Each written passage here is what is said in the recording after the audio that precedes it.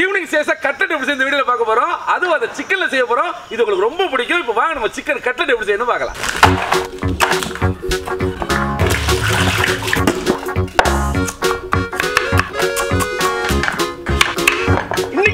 அளவுல 12 கட்லெட் செய்யலாம். அதுக்காக நாங்க 1/2 கிலோ போன்லெஸ் சிக்கன் எடுத்துக்கோம். நீங்களும் போன்லெஸ் சிக்கன் வாங்கிக்கங்க. அப்பதான் இதுக்கு கரெக்ட்டா இருக்கும். வாங்க நம்ம ஸ்டெப் பை ஸ்டெப்பா என்ன பண்றதுன்னு பார்க்கலாம். முதல்ல குக்கரை எடுத்துக்கங்க. 1/2 கிலோ போன்லெஸ் சிக்கன். இதுல 1 டேபிள் ஸ்பூன் இஞ்சி பூண்டு பேஸ்ட், சிறிதளவு மஞ்சள் தூள், தேவையான உப்பு போட்டு அப்புறம் சிக்கன் முங்கு வர தண்ணி ஊத்தி குக்கரை மூடி ஒரு 2 விசில் விட்டு வேக வச்சுக்கலாம். குக்கர்ல இருக்கிற தண்ணியை அப்படியே கறியோட வத்த வச்சு எடுத்துக்கங்க.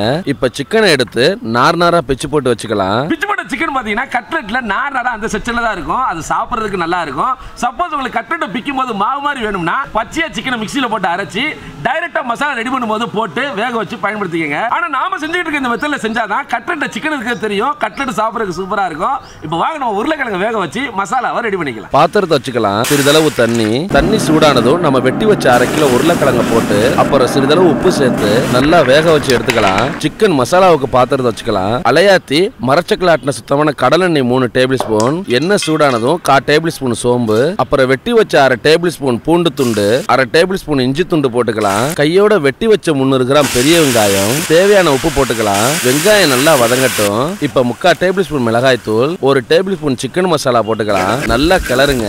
இப்ப இதுக்கு மேல பிச்சு போட்ட சிக்கனை போட்டுக்கலாம். நல்லா கிளறிக்கங்க.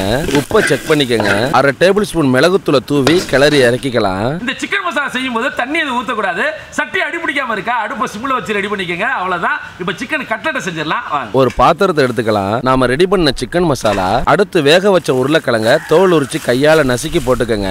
இதுக்கு மேல சிறிதளவு மல்லித்தலை. இப்ப எல்லாத்தையும் பிசைஞ்சு உப்பை சரி பார்த்து இந்த மாதிரி ஆனதும் சிக்கன் கட்லெட் சேஃபுக்கு இந்த மாதிரி தட்டி வச்சுக்கோங்க. அடுத்து 2 முட்டையை உடைச்சு சிறிதளவு உப்பு போட்டு கலக்கி வச்சுக்கோங்க. அப்புறம் ஒரு பாக்கெட் ரஸ்க கையால உடைச்சு மிக்ஸில போட்டு தூள் பண்ணி வச்சுக்கோங்க. இப்ப கடாயை வச்சுக்கலாம். அலையாத்தி மரச்சக்க கடலை 1/2 லிட்டர். இப்ப கட்லெட்டை முட்டைக்குள்ள ஒரு முக்கி வரிக்கி தூள்ல பிரட்டி ரெடியா எடுத்து வச்சுக்கோங்க. எண்ணெய் சூடாயிருச்சு. இப்ப அடுப்பை சிம்ல வச்சு கட்லெட்டை போட்டு பொரிச்சு எடுத்துக்கலாம். கட்லெட் நல்லா பொன்னிறமானதும் அதை அப்படியே எடுத்து சும்மா சுட சுட டொமேட்டோ கிச்சப் போட்டு சாப்பிட்டோம்னா ஆகா சுவையான சிக்கன் கட்லெட் ரெடி. இந்த மாதிரி வரணும். இப்ப எடுத்துடலாம்.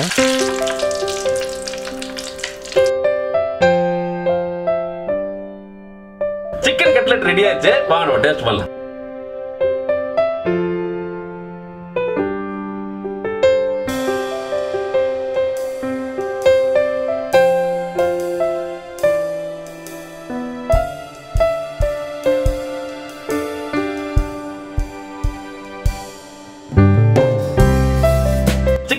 ரொம்ப சாஃப்ட்டா சூப்பரா இருக்கு. கண்டிப்பா நீங்களும் இதை ட்ரை பண்ணி பார்க்கலாம். உங்களுக்கு ரொம்பவே பிடிக்கும். இந்த வீடியோ பிடிச்சா லைக் பண்ணுங்க, ஃப்ரெண்டுங்களோட ஷேர் பண்ணுங்க, மறக்காம ஃபாலோ பண்ணுங்க. அடுத்த வீடியோல சந்திப்போம். பாய்.